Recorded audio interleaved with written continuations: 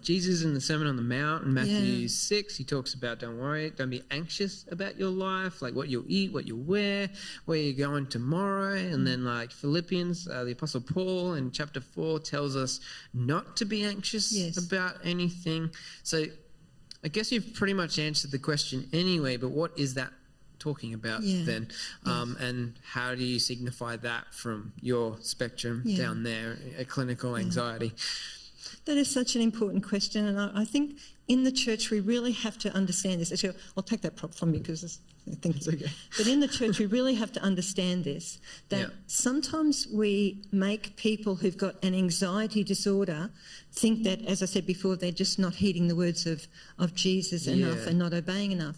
And I've worked with people who they think they're having a crisis of faith because they've got an anxiety disorder or they're depressed, or they think they've got a crisis of character. If I was a stronger person, this wouldn't happen to me. But it's not a crisis of faith. It's not a crisis of character. It's a crisis of health down this end. That's what it is, a crisis of health.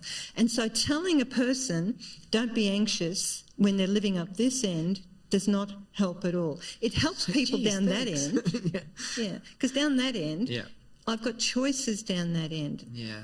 I'm identifying something as a threat and I'm fretting over things. And so those verses in Scripture are telling us, choose not to fret when you've got the choice capacity. But people who are locked into mental illness, the choice is being taken away. They're living in a nightmare in their head. It's not as if they can just flick a switch because you quoted a verse at them. It's a bit like if I was just to jump to depression. Some people will say, it's all in your head, shake it off. We don't tell people with a broken leg, it's all in your leg, walk it off. And yet it's the same scenario. That'd be really painful.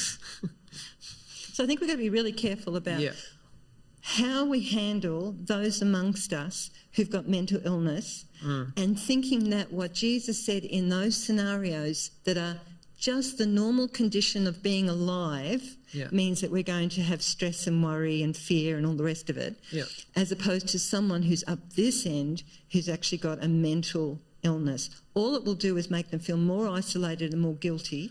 It doesn't help at all.